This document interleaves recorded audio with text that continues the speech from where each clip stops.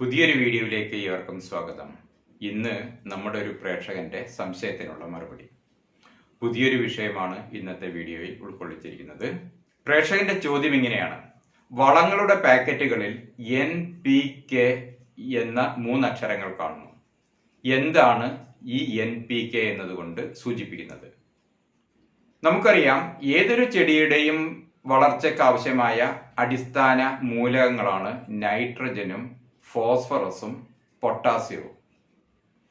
N എന്നത് നൈട്രജനെയും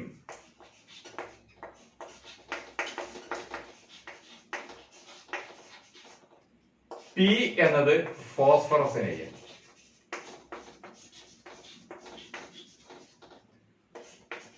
K എന്നത് പൊട്ടാസ്യത്തെയുമാണ് സൂചിപ്പിക്കുന്നത്. പൊട്ടാസ്യത്തിന്റെ ലാറ്റിൻ വേർഡാണ് കാലിയം എന്നത്. കാലിയം എന്നത് ഈ വേർഡിലെ ആദ്യത്തെ അക്ഷരമാണ് ഇവിടെ ഉപയോഗിച്ചിരിക്കുന്നത്, K എന്ന്. അതാണ് പൊട്ടാസ്യത്തിന് K എന്ന് കൊടുക്കുന്നത്. അപ്പോൾ നൈട്രജൻ, ഫോസ്ഫറസ്, പൊട്ടാസ്യം എന്നീ 3 അടിസ്ഥാന മൂലകങ്ങളെ സൂചിപ്പിക്കാനാണ് NPK വളങ്ങൾ എന്ന് കൊടുക്കുന്നത്. NPK 20-20-20 എന്ന് പറഞ്ഞാൽ എന്താണ്? 20-20-20. ഇത് സൂചിപ്പിക്കുന്നത് ഈ വളത്തിൽ 20% നൈട്രജനും 20% ഫോസ്ഫറസും 20% പൊട്ടാസ്യവും അടങ്ങിയിരിക്കുന്നു എന്നാണ്. അതുപോലെ തന്നെ NPK 19-19-19 ഇത് വാട്ടർ സൊല്യൂബിൾ ആയിട്ടുള്ള വെള്ളത്തിൽ ലയിക്കുന്ന രാസവളമാണ്. ഇത് സാധാരണ നമ്മൾ സ്പ്രേ ചെയ്ത് കൊടുക്കാറാണ് പതിവ്. ഈ കൃഷിയുമായി ബന്ധപ്പെട്ടവർക്ക് അറിയാവുന്നതാണ്. അപ്പോൾ ഇതിലെന്താണ്? നൈട്രജൻ 19%, അതുപോലെ തന്നെ ഫോസ്ഫറസ് 19%, പൊട്ടാസ്യവും 19% അടങ്ങിയിരിക്കുന്നു എന്നുള്ളതാണ് ഇതുകൊണ്ട് അർത്ഥമാക്കുന്നത്.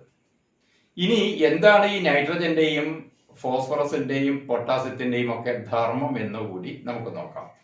ചെടികൾക്ക് ആവശ്യമായ പ്രോട്ടീനുകളുടെ നിർമ്മാണത്തിലെ പ്രധാന ഘടകമാണ് വാസ്തവത്തിൽ ഈ നൈട്രജൻ എന്ന് പറയുന്നത്. അതുപോലെ തന്നെ നമുക്കറിയാമല്ലോ, ചെടികൾക്ക് പച്ച നിറം കൊടുക്കുന്നത് ക്ലോറോഫിലാണ് എന്ന്. ഈ ക്ലോറോഫിലിലെയും ഏറ്റവും പ്രധാനപ്പെട്ട ഘടകം എന്ന് പറയുന്നത് നൈട്രജൻ ആണ്. അപ്പോൾ ചെടികൾ തഴച്ചു വളരണമെങ്കിൽ നൈട്രജൻ അത്യന്താപേക്ഷിതമാണ് എന്ന് ചുരുക്കം. ചെടികൾ നല്ല നിലയിൽ വളരണമെങ്കിൽ നല്ല ദൃഢമായ വേരുകൾ അത്യന്താപേക്ഷിതമാണ്. ആ വേരുകളുടെ വളർച്ച ത്വരിതപ്പെടുത്തുന്നത് വാസ്തവത്തിൽ ഫോസ്ഫറസ് ആണ്.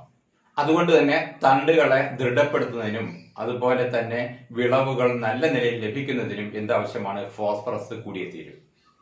അതുപോലെ പെട്ടെന്ന് പുഷ്പിക്കുന്നതിനും നല്ല കായ്ഫലങ്ങൾ ഉണ്ടാകുന്നതിനും ഫോസ്ഫറസ് കൂടിയേ തീരും. ഇനി 3ാമത്തെ ഘടകമാണ് പൊട്ടാസ്യം എന്ന് പറയുന്നത്. പൊട്ടാസ്യം ഒരു ചെടിയെ സംരക്ഷിക്കുന്നതിൽ വളരെയേറെ പങ്കുവഹിക്കുന്നു. ചെടിയുടെ ശരിയായ നിലയിലുള്ള വളർച്ച, അതുപോലെ തന്നെ രോഗപ്രതിരോധ ശേഷി, ഇതൊക്കെ നിയന്ത്രിക്കുന്നത് ഈ പൊട്ടാസ്യമാണ്. അപ്പോൾ ഒരു ചെടിക്ക് ആവശ്യമായ അടിസ്ഥാന മൂലകങ്ങളാണ് ഈ പറയുന്ന നൈട്രജനും ഫോസ്ഫറസും പൊട്ടാസ്യവും ഒക്കെ. ഓരോ ചെടിയുടെയും സ്വഭാവത്തിനനുസരിച്ചാണ് നമ്മൾ അതിന് വളപ്രയോഗം നടത്തുക. ഒരു ഉദാഹരണത്തിന് നമ്മുടെ ടർഫുകൾ എടുക്കുക. അവിടെ നമ്മൾ പച്ചപ്പുല്ല് വിരിക്കുന്നു. ആ പച്ചപ്പുല്ല് വിരിക്കുമ്പോൾ നമ്മൾ യഥാർത്ഥത്തിൽ അവിടെ എന്താണ് ലക്ഷ്യം വെക്കുന്നത്? നല്ല പച്ച നിറത്തിലുള്ള പുല്ല് ഉണ്ടാകുക എന്നുള്ളതാണ്. അതോടൊപ്പം തന്നെ ആ ചെടി അല്പം കരുത്തുറ്റതാവുക എന്നതും. അപ്പോൾ അതുകൊണ്ട് തന്നെ ഏറ്റവും പ്രാധാന്യം നൽകേണ്ടത് ഏതിനാണ്? നൈട്രജന്റെ അളവിനാണ്, ആ പച്ച നിറത്തിന്. അതോടൊപ്പം തന്നെ കരുത്തോടെ വളരുന്നതിന് നമ്മൾ എന്തും ചേർക്കണം? പൊട്ടാസ്യം ചേർക്കണം. അതില് പൂക്കളോ അതുപോലെ തന്നെ ഫലങ്ങളോ ആവശ്യമില്ല പുല്ലുകൾക്ക്. അതുകൊണ്ട് തന്നെ ഫോസ്ഫറസിന്റെ അളവ് തീരെ ഇല്ലാതിരിക്കുന്നതാകും അവിടെ ഉത്തമം. ഈ രൂപത്തിലാണ് നമ്മൾ ചെടികൾക്ക് വളപ്രയോഗം നടത്തുക. ഇനി നമ്മൾ ജൈവ വളങ്ങൾ പ്രയോഗിക്കുമ്പോഴും ഈ പറയുന്ന ജൈവ വളങ്ങളിലെല്ലാം ഈ അടിസ്ഥാന മൂലകങ്ങളുണ്ട്. ഏതൊക്കെ?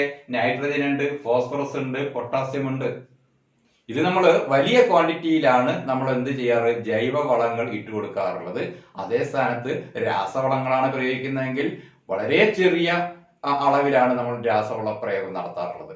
ഇതിൽ നമുക്ക് മനസ്സിലാക്കാവുന്ന ജൈവവളങ്ങളിൽ ഈ പറയുന്ന നൈട്രജനും ഫോസ്ഫറസും പൊട്ടാസ്യവും ഒക്കെ ചെറിയ ശതമാനം മാത്രമേ ഉണ്ടാകുകയുള്ളൂ.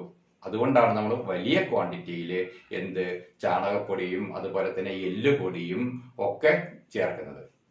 കാലിവളങ്ങളിൽ നൈട്രജൻ ഉണ്ട്, ഫോസ്ഫറസ് ഉണ്ട്, പൊട്ടാസ്യം ഉണ്ട്. അതുപോലെ തന്നെ എല്ലുപൊടിയാണ് ഉപയോഗിക്കുന്നതെങ്കിൽ അതിൽ ഏറ്റവും കൂടുതൽ ഉണ്ടാവുക ഫോസ്ഫറസ് ആയിരിക്കും. അപ്പോൾ ഇന്നത്തെ വീഡിയോ നിങ്ങൾക്ക് ഉപകാരപ്പെട്ട് കാണുമെന്ന് കരുതുന്നു. നിങ്ങൾ ഇതുവരെ നമ്മുടെ ചാനൽ സബ്സ്ക്രൈബ് ചെയ്തിട്ടില്ലെങ്കിൽ സബ്സ്ക്രൈബ് ചെയ്യുക, ഒപ്പം ബെൽ ബട്ടൺ കൂടി അമർത്തേക്കുക.